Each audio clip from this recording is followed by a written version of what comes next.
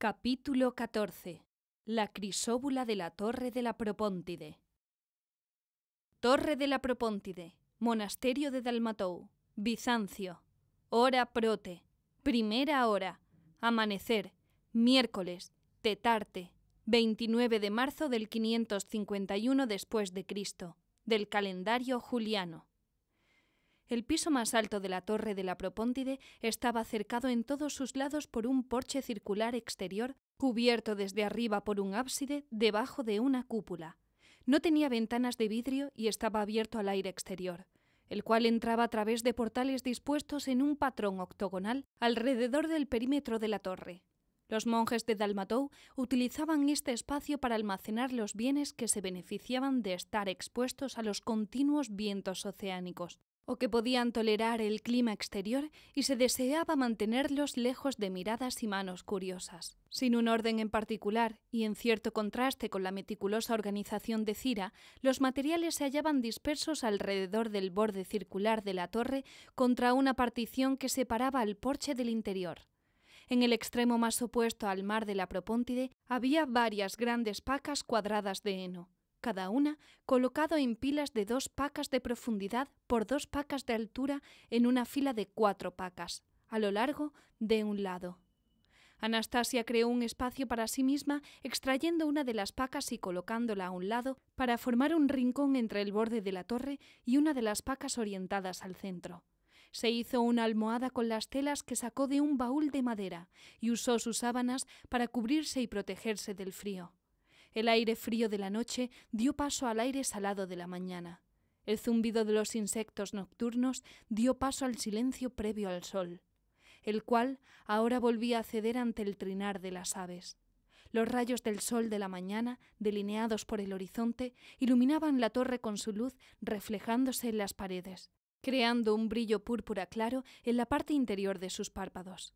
La suave acumulación de estímulos, finalmente, se combinó con un poco de congestión y apenas tenía conciencia de sí misma, ocupando ese espacio matutino entre el estado de alerta y el sueño. No se detuvo a pensar en dónde se hallaba. Anastasia estornudó entre sueños, solo una vez, causando que se despertara. Cuando estornudó, hubo un súbito revuelo al otro lado de la paca de heno, cerca del centro de la habitación de la torre. Anastasia se volvió agudamente consciente de sí misma, de su presencia, su ubicación y su entorno. En un sueño, casi había olvidado que había dormido en la torre esa noche, pero eso fue inesperado. El revuelo fue seguido de inmediato por un crujido. «¡Oh, Dios mío!», pensó. «¿Hay alguien aquí?». Con vana esperanza y asumiendo que era un monje, pensó. «¿Me escucharía?». Entrecerrando los ojos y apretando los dientes, suplicó al aire. «¿En qué problema me he metido?». Pensando tan rápido como su mente lo permitía, inmediatamente concluyó que no tenía otra opción que quedarse quieta. No había hacia dónde correr o cualquier movimiento revelaría lo poco que quedaba de su escondite secreto. Luchando por controlar su respiración en una lenta inhalación, escuchó horrorizada el inconfundible sonido de unos pasos que se acercaban despacio. ¿Debería moverme? ¿Debería mirar? No, se respondió a sí misma, ordenando a su cuerpo «no te muevas», mientras luchaba consigo misma, temblando bajo las sábanas. Recobrando un poco el control, se quedó quieta, inmóvil bajo las sábanas y apretando los dientes. Presionó la cabeza en su almohada improvisada y permitió que sus sábanas cubrieran su cabeza lo máximo posible, esperando, contra toda probabilidad, que el intruso la confundiera con un montón de telas desdobladas. Los pasos se detuvieron. Ella contuvo el aliento. El silencio en la torre fue interrumpido por el fuerte graznido de un cuervo que debía estar a unos 15 pies de distancia, a lo alto en la cresta del tejado de Dalmatou. El cuervo cayó y sus graznidos fueron reemplazados por las olas lejanas. Anastasia estaba conteniendo la respiración, haciendo lo imposible para que su cuerpo permaneciera inmóvil. Pareció pasar un minuto completo. No había nada, ningún sonido. Pero entonces, en la voz de un hombre y en un tono fuertemente agudo, se oyeron palabras. «¿Quién diablos?». Las palabras, su falta de aliento y la tensión rompieron la voluntad de Anastasia para permanecer quieta. Con un solo movimiento fluido levantó todo su torso, de la cintura a la cabeza, hasta quedar sentada. Sin poder evitarlo, dejó escapar un ruido seco mientras inhalaba. Esto sobresaltó al hombre que había hablado, quien dio un salto atrás defensivamente. Su movimiento se sumó a la tensión de Anastasia, y a su ruido anterior le siguió un grito agudo mientras dejaba caer involuntariamente las manos sobre la paca de heno. Utilizando sus muñecas, palmas y talones, se impulsó hacia atrás en la esquina que separaba el heno y la partición de la torre.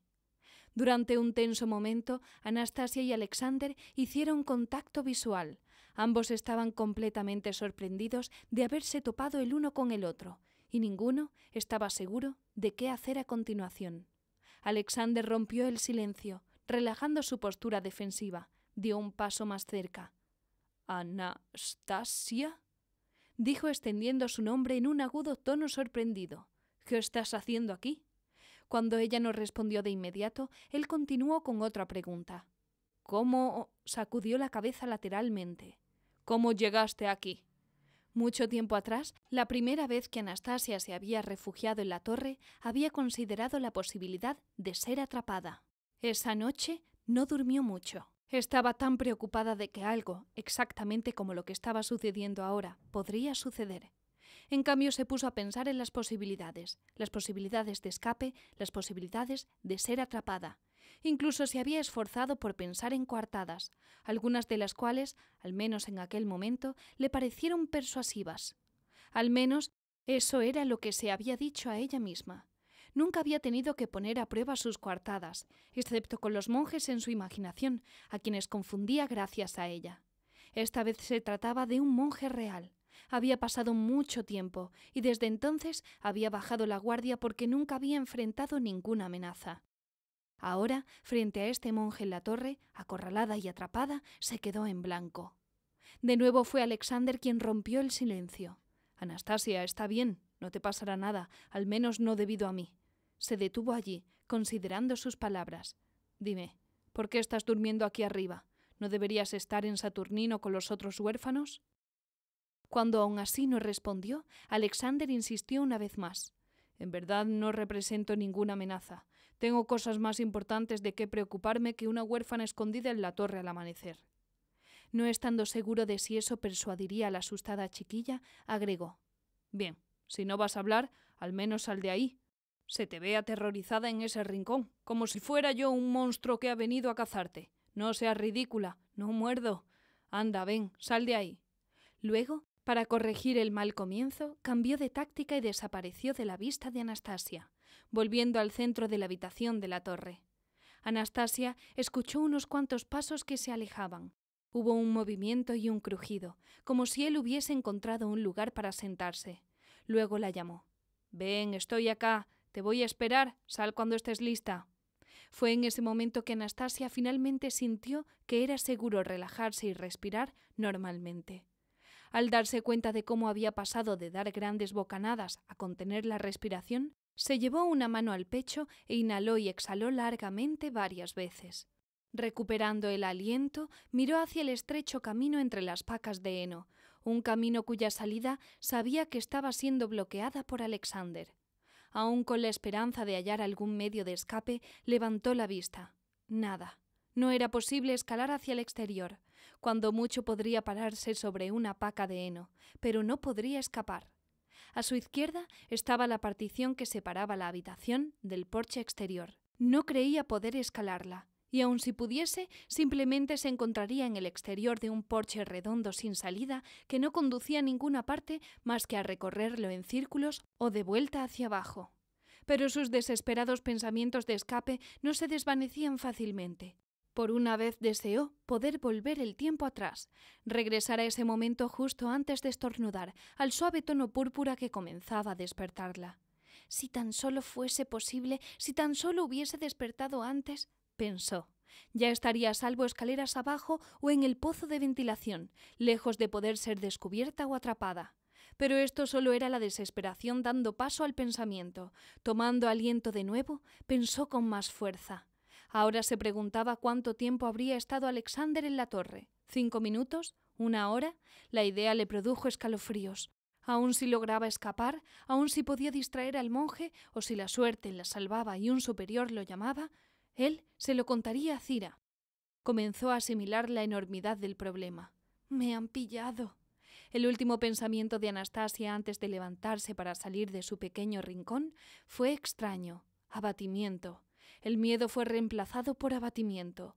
Ahora el monje y pronto Cira sabrían su secreto. Era terrible. A veces no era tan malo meterse en problemas, pues le daba una razón para dormir, sola en la torre con el aire salado del océano, para despertar y ver salir el sol sobre el agua en el horizonte.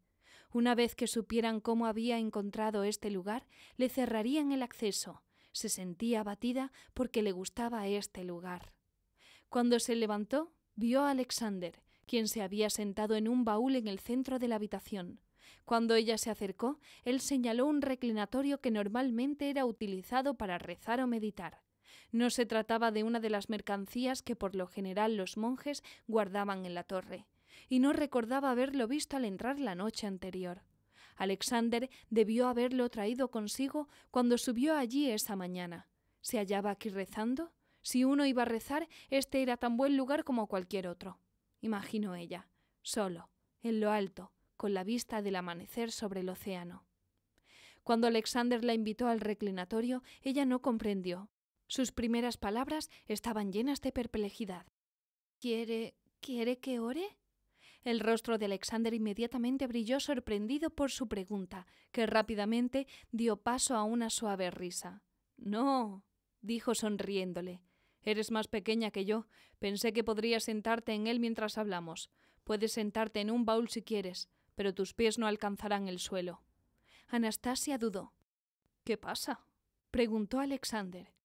«En Saturnino», dijo con respecto al reclinatorio, «no se nos permite sentarnos en los reclinatorios de oración. Si nos pillan sentándonos en ellos, nos golpean los nudillos». Alexander no respondió de inmediato a esto y agregó: «Siempre creí que era una regla de las iglesias, nunca sentarse en los reclinatorios de oración, solo arrodillarse». Alexander la miró y se encogió de hombros. «Bueno, no estamos en la iglesia, ¿verdad?». Anastasia inclinó la cabeza con un gesto de sorpresa. «Ah, bueno, estamos en la cima de un monasterio y eres un monje. Es casi como estar en la iglesia». Luego, por un momento, se sintió sorprendida consigo misma por la familiaridad con la que había tuteado al monje, como si fuera un primo mayor. Reprimió el impulso de taparse la boca con la mano y en su lugar apretó el puño un par de veces. Alexander detectó el cambio en su compostura. Repentinamente los ojos de ella se agrandaron y él notó el movimiento de los pequeños dedos bajo la manga. Él respondió sonriendo: «Bueno, es mi reclinatorio. De hecho, ni siquiera pertenece al monasterio. Fue tallado en Persia y perteneció a mi familia. Me permitieron conservarlo cuando llegué aquí. No nos dejan conservar muchas cosas, pero hicieron una excepción con el reclinatorio. Así que es mío, y te doy permiso de sentarte en él. ¿Te parece bien?». Comprendiendo lo que le decía y por primera vez desarmada por la actitud transigente y no amenazante de Alexander, ella obedeció y acercó el reclinatorio a sus pantorrillas, sentándose frente al monje. «Ahora comencemos de nuevo», dijo Alexander. «¿Qué diablos estás haciendo en la torre? ¿Cómo entraste aquí? No entraste por Dalmatou. Seguramente alguien te habría visto». Anastasia entendió que el enigma de cómo llegó aquí producía el mismo nivel de interés en Alexander que la infracción de su presencia en primer lugar. Se dio cuenta de que él intentaba dar sentido a cómo podría haber entrado por la puerta principal de Dalmatou. Luego, a través de los pasillos o las escaleras donde residían los monjes, y de alguna manera hacer todo esto sin ser vista ni escuchada, cuando seguramente sería tan fácil notar a una niña que no tenía por qué estar en un monasterio. Estaba a punto de responderle, de explicarle todo acerca de la puerta del lado del monasterio y el pasillo al que conducía, acerca del conducto de ventilación y el acceso que éste ofrecía hacia la escalera que conducía a la torre, cuando una fuerza se alzó en su interior y se detuvo momentáneamente. De nuevo sintió una especie de abatimiento, especialmente cuando el monje parecía tan cortés, tan interesado y tan poco amenazante. Quería contárselo. Todo esto había sido un descubrimiento secreto que había guardado para sí misma durante años. Era como un trofeo que a veces quería compartir, pero que no se atrevía a compartir con nadie. Ahora, finalmente, podría compartirlo con alguien, no con un amigo, sino con alguien que no parecía preparado para castigarla por ello. Pero entendía que al compartirlo, perdería este escape. Estaría atrapada de nuevo entre las paredes y los pasillos y las puertas cerradas de Saturnino. Lo que había sido un breve rayo de esperanza pronto dio paso a la tristeza. Por la forma en que la miraba, supo que Alexander había detectado el cambio en ella. Él habló de nuevo. ¿Tienes hambre? Lo siento, ahora vuelvo. Se levantó del baúl, caminó hacia donde la escalera se abría a la torre y tomó su alforja, la misma alforja que llevaba consigo hacía 2 días, cuando lo vio en la tienda visitando a Cira e inspeccionando su bordado. Sentándose de nuevo, la abrió y extrajo un bulto bien envuelto con tela. Lo desenvolvió y le entregó el contenido. Era pan seco. Ella lo tomó. Hasta ese momento no había pensado en comer. La mañana había estado llena de altibajos y sobresaltos. La vista y el ligero aroma del pan se mezclaron en su estómago y sintió punzadas de hambre. Ella le dio las gracias y se lo llevó a la boca. Alexander la miraba mientras comía y ella lo miraba a él. «¡Oh!», dijo recogiendo la alforja que había dejado a un lado un momento antes. Rebuscó en su interior hasta que encontró algo. Sacándolo con cuidado, se lo entregó. Era su bolso, el bolso con el bordado. «¿Sabes dónde lo encontré?», preguntó Alexander. «No», respondió secamente mientras las migas de pan se le caían de la boca. Alexander le respondió tímidamente, sin posibilidad de que alguien pudiera verlos o escucharlos ahora. Miró hacia un lado de su cabeza de todos modos, como si buscara espías. Devolviendo su atención hacia ella, continuó. «En el Senado». Anastasia casi escupió la corteza de pan que estaba masticando. «¿El Senado?» Lo sé», dijo sacudiendo la cabeza. No me creería si te lo explicara. Además, es una larga historia, pero parece que Cira le vendió tu bolso a alguien muy importante». Anastasia se rió. Hablando entre una risita infantil, preguntó. «¿Qué hacías tú en el Senado?» Alexander sacudió la cabeza y se llevó la mano brevemente a la frente antes de dejarla caer de nuevo. «Fue tan ridículo. No tengo nada que hacer en el Senado. Pero allí estaba yo, y para mi asombro, allí estaba tu bolso también». Se contemplaron uno al otro por un momento. Alexander continuó. «Así que bien podría preguntarte qué estaba haciendo tu bolso en el Senado». Anastasia no respondió. Alexander preguntó de nuevo. «¿Qué estás haciendo aquí, Anastasia? ¿Cómo llegaste hasta aquí?» Anastasia se lo explicó todo. La puerta, el pasillo, los pozos de ventilación, su pelea con Vesta y la expulsión de la noche anterior. Alexander la escuchó. Él la interrumpió con algunas preguntas. Tenía curiosidad por saber por cuánto tiempo Anastasia había sabido sobre estos medios de ingresos secretos, qué otros escondites podrían exponer, y por cuánto tiempo había estado haciendo esto. Anastasia incluso le contó a Alexander que había descubierto que Dídima llevaba su llavero colgado en un gancho en lo alto de una pared por las noches cuando se retiraba. Dídima había sido elegida para fungir como ama de llaves en parte porque era alta, y el gancho era demasiado alto como para que Anastasia lo alcanzara, pero ella improvisó utilizando un taburete cercano. Gracias a esas llaves encontró su camino a través de todo tipo de rincones y pórticos que normalmente estaban más allá de su alcance. «¡Años!», dijo Alexander. «¿Has estado entrando aquí durante años y nadie te ha descubierto hasta ahora?» «Nadie. No hasta el día de hoy», respondió ella. «¿Y correteando por los pozos?», preguntó. «Sí», respondió ella. A su pesar, él miró hacia ambos lados. «Y seguramente has escuchado algunas conversaciones que la gente pensaba que eran privadas». Anastasia no dijo nada, pero respondió con un lento y corto asentimiento.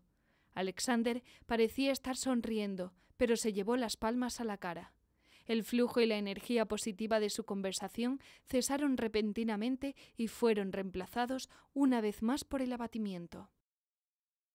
«¿No podré volver a venir aquí, o sí?», preguntó ella. Cuando Alexander no respondió de inmediato, ella preguntó. «¿Se lo vas a decir a Cira?» «¿Tienes miedo de lo que Cira pueda hacerte?», Alexander le preguntó a cambio. Ella no lo pensó mucho, respondiendo: «En realidad no. Cira no me dejará subir aquí otra vez y probablemente bloqueará las formas que a veces tengo de escapar. Pero Vesta...»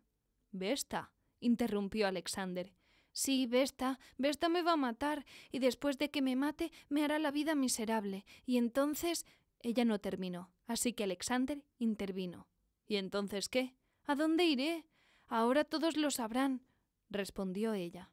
«¿Sabes...?» comenzó Anastasia de nuevo. Su voz dio paso al silencio mientras se miraban a los ojos. «¿Qué? ¿Qué sé?», preguntó Alexander cuando ella no terminó.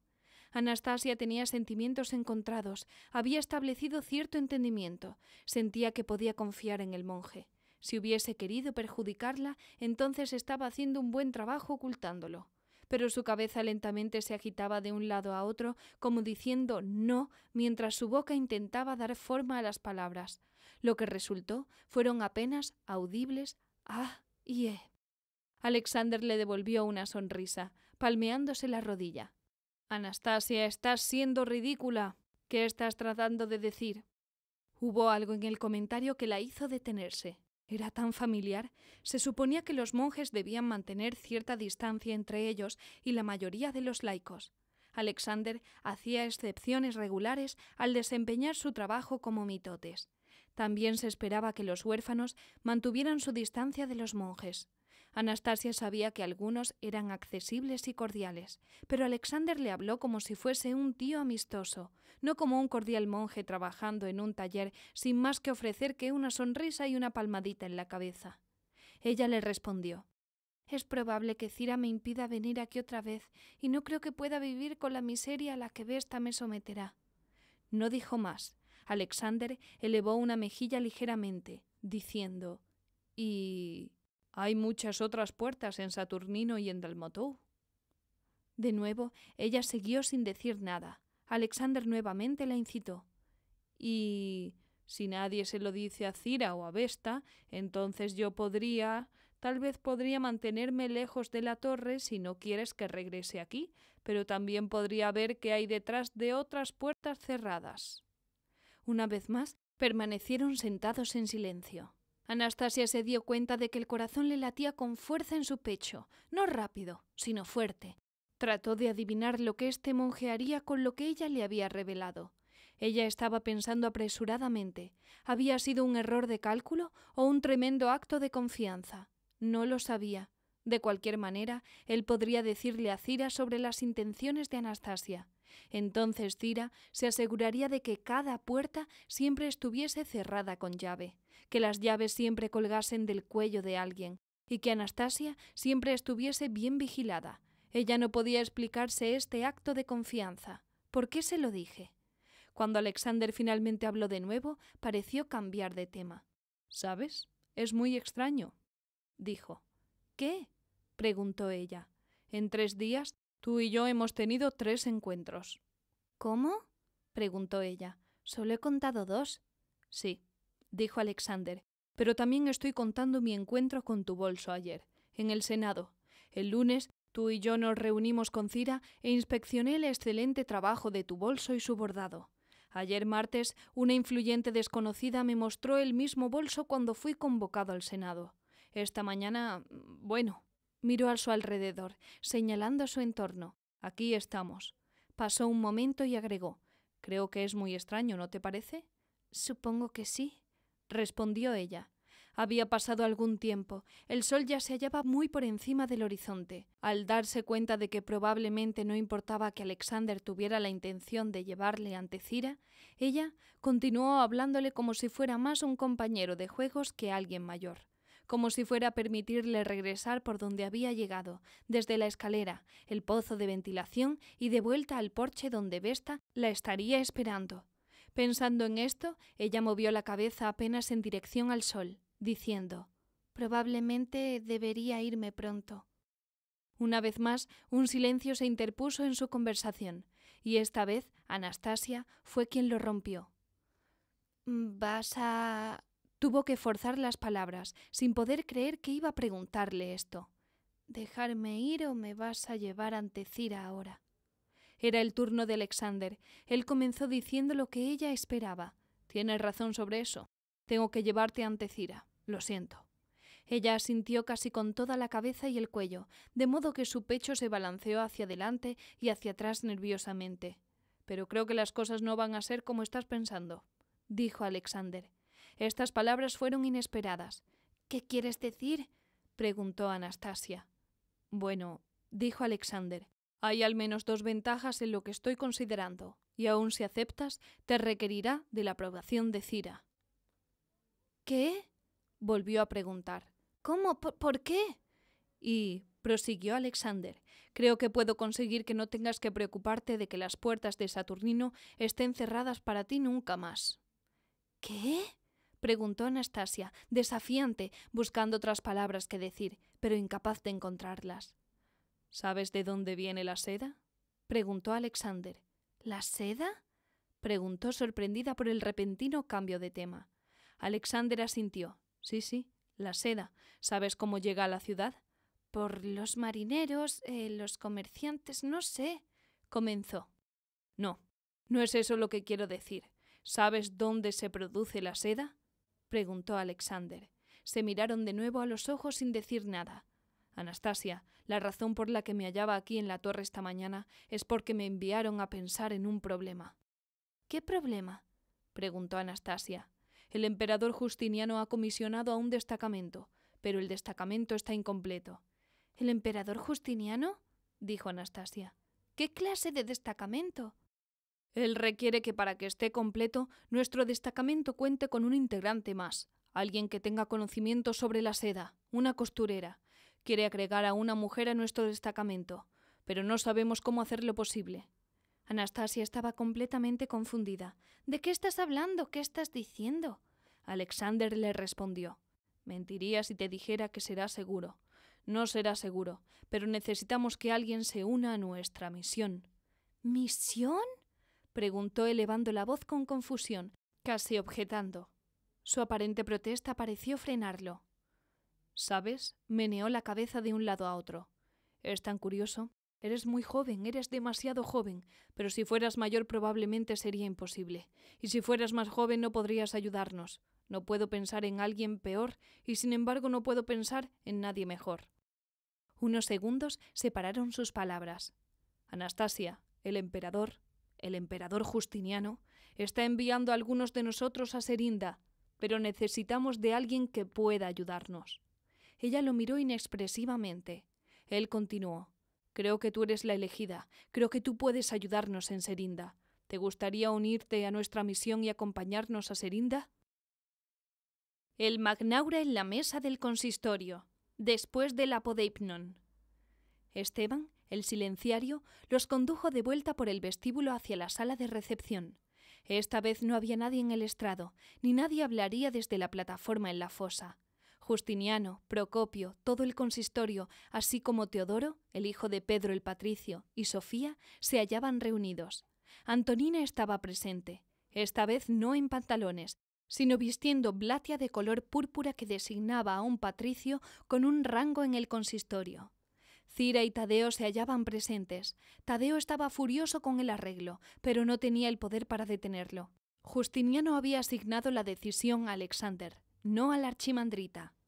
En el lugar privilegiado justo a Justiniano, donde Alexander se había sentado un día antes, estaba sentada Sofía, en la esquina opuesta de Pedro Barsime, a cuyo lado más alejado se hallaba Antonina. A diferencia del día anterior, Justiniano se veía bien en lo absoluto. Sofía estaba sosteniendo una copa para él, pidiéndole que bebiera un sorbo, y susurrándole al oído palabras de aliento. Parecía un hombre consumiendo todas sus fuerzas tan solo para mantenerse en su asiento. Después de que Sofía le susurró algo, pareció estar dispuesto a prestar atención a Alexander y se dirigió a él. «¿Has vuelto, monje?» «Sí, emperador», respondió Alexander. Sofía volvió a darle de beber de la copa a Justiniano. Él tomó un sorbo y luego comenzó de nuevo. «¿Ha regresado con una solución para nuestro acertijo?» «Así es, emperador», respondió Alexander afirmativamente. Su respuesta provocó cierta agitación, pero Barsime se movió visiblemente, inclinándose hacia adelante y manteniendo su cuerpo muy erguido mientras miraba a Alexander a los ojos con incredulidad. Un momento antes había estado relativamente relajado. Alexander se preguntó si había estado dando por sentado que fallaría. Dar por sentada tal falla habría sido bastante razonable después de todo. «Estamos complacidos», dijo Justiniano. Luego, tomando otro sorbo de la copa que sostenía Sofía, agitó débilmente la mano ante Alexander. «Continúa, no te detengas. ¿De qué se trata? ¿Cómo resolviste nuestro acertijo?» Alexander se hizo a un lado, abriendo un espacio entre él y Tadeo, y asintió en dirección a Cira. Colocándose entre ellos, con el punto más alto de su cabeza, apenas llegando a la mitad del pecho de Alexander, se aproximó a Anastasia. Justiniano los contempló con una mirada vidriosa, y Alexander habló en dirección a Justiniano. Pero al recordar el dibujo que Sofía había compartido ayer, la miró a ella directamente a los ojos. «Ante el emperador, en respuesta a nuestras oraciones, presento la crisóbula de la torre de la Propóntide. Esta es Anastasia, reside en Saturnino y trabaja la seda y otros textiles. Está bajo el mando de Cira». Permitiendo un momento para que todos lo asimilaran, Alexander, con los ojos todavía fijos en los de Sofía, agregó: «Anastasia es la crisóbula que necesitamos, la crisóbula por la que oramos, para que podamos ir con presteza a Serinda». Serinda, parte primera, volumen tercero de Justiniano y Teodora, por Daniel Serignani, traducido por Paola Hernández, narrado por Leonor Lavado, publicado por Memorias Adriáticas. Las páginas preliminares y los recursos adicionales para este texto, incluyendo listas de personajes, mapas, cronogramas y redes sociales, se encuentran disponibles para su descarga gratuita en las ediciones impresas en línea en justinianoyteodora.com. Copyright Daniel Serignani 2018. Todos los derechos reservados. Esperamos que disfrutes de Serinda.